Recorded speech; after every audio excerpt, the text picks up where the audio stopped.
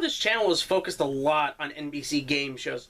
With all of our shows like Look at the Schedule and this one, and not shows named The Gumbo Cast or Games of Canada. It's about time we rectify that, so let's talk about a short-lived CBS game show from 1978.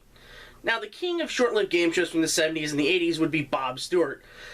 Take a look at his shows from the 70s and the 80s, like the original Chain Reaction, Double Talk, Blankety Blanks, and Winning Streak all lasted 26 weeks or less, and will soon be featured on this show. But the one show that we are going to focus on is a CBS joint that combines categories, talk about, and various other things rolled into one, and we are talking about Pass the Buck.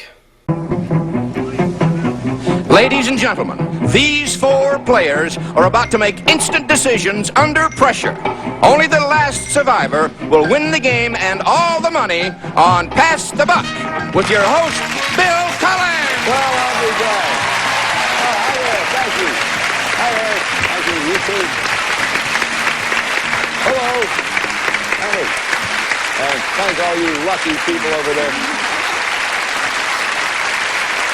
Hello. By golly, that does this old heart good. Welcome to our show. Pass the Buck debuted on April 3rd, 1978 on CBS in the 10 a.m. time slot. In this game, contestants have to come up with items that would fit a specific category that Bill would read off. It's like Pyramid, but mixed with categories or outbursts or one of those board games. Over time, this game would have something of a feel of a buried treasure in the game show fandom thanks to Bill's antics with various answers and the game's really unpredictable nature. Now, it should be said that this show is a bit of a mishmash from a lot of Bob Stewart shows. It's shot in New York. It's shot at the Ed Sullivan Theater. It actually is the last game show ever to be shot at the Ed Sullivan Theater. And it's got the Dean of Game Shows hosting it. Who am I talking about, of course? Well, it's the subject of Adam Needham's first book, Bill Cullen. Bob Stewart shows usually have three hosts: Dick Clark, Jeff Edwards, or Bill Cullen. With Jeff Edwards spending a lot more time doing shows in Los Angeles than the show taping in New York, Bill Cullen gets the nod here. It is yet another masterstroke of hosting on Bill's part. Charming, witty, keeping the game moving, it's a true sight to behold. I literally have nothing bad to say about Bill's hosting here. It's Bill Cullen doing a loose game show and it just fit like kids' gloves. Alright, so follow the math equation here. Bill Cullen plus New York plus cozy set plus Bob Stewart usually is a mixture for success.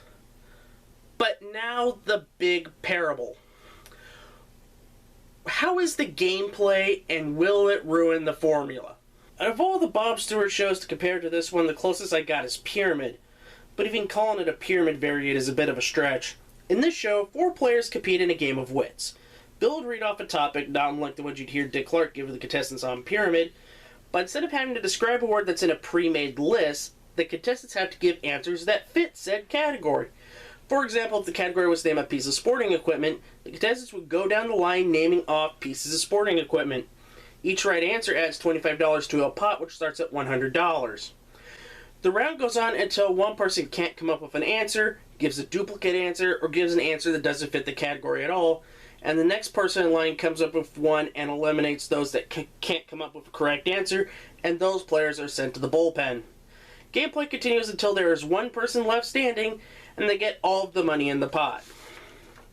It's a solid game that requires a bit of memory and very quick wits in order to play well. That was something a bit lacking in daytime game shows at that point, and elements of one of my favorite shows in Talk About, and I'll always stand for shows that remind me of Talk About. The one big worry I have is that the game, you're kind of bound to see some repeat categories with the same answers given by the contestants. Of the episodes that are on YouTube, I'm sure a couple categories were repeated either in the front game or on the Fast Bucks board. Speaking of the Fast Bucks board, let's talk about the bonus game. The champion can win the 5,000 Fast Bucks by either getting all the names in one row or getting one right answer in all of the rows. Bill would read a category and the contestant had 15 seconds to guess the answers the staff came up with on the row. The first row had 4 answers, second row 3, third row 2, and the last row had only 1 answer. If the contestant can clear a row, they win the $5,000 and face 3 new players. If they don't, they get $100 per correct answer, and the 3 contestants in the bullpen return to play another game. I love the pure talk about aspect in the bonus game, but it feels like the bonus game is overly difficult, even with the many ways to win. Some of the things that they put in the boxes can get really inane and to really obscure levels. Another thing that with the difficulty spike of the endgame, $5,000 seems like a pittance compared to the difficulty of the endgame. A cash jackpot of $5,000 plus $1,000 each time it's not hit would be more ideal given the difficulty. Especially given some sets of contestants have been on for multiple shows. One YouTuber has 4 consecutive episodes with the same players, and it was an absolute slog at points. But taking all of that into consideration, it is still a fine show. It would take a massively bad format to make the combination of Bill Cullen, Bob Stewart, a cozy set, and New York to not work or be somewhat enjoyable. And Pass the Buck's format isn't bad at all. It does get wonky when we get to the bonus round, but overall it's an enjoyable half hour. It's not going to blow you away in any sense of the imagination. Given that, though, it's worth checking out whenever you can. So what made Pass the Buck short-lived on CBS? Well, we have to look at the schedule yet again.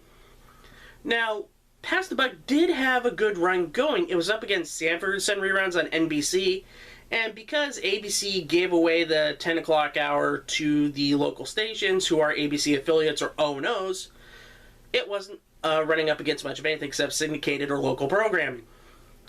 That was going good. It was beating Sanford & Son for a few weeks, and then NBC unleashed the neutron bomb of Card Sharks, killing everything in its path. And Pass the Buck's ratings continued to go down, down, down, down, down, and it would be canceled on June 30th, 1978. You wanna know how powerful Card Sharks really was at the 10 a.m. time slot? It would still dominate over that time slot by destroying the show that replaced Pass the Buck, the new Tic-Tac-Toe of Wink Martindale, forcing that show to be canceled in a blistering 8 weeks. CBS wouldn't try again with any new programming at the 10 a.m. time slot until a year later. And what replaced Tic-Tac-Toe? All in the Family Reruns. It was like CBS essentially gave up on that time slot. Well, that just goes to show the power of Card Sharks in a really legendary game show. Well, I'd like to thank everybody for watching. I hope you leave a comment, thumbs up this video, subscribe to the channel, or if you really want to help us out, get some more programming out there, become a backer at Patreon via patreon.com/GameShowGumbo. I'm Cindy Settlement. Until next time, bye-bye!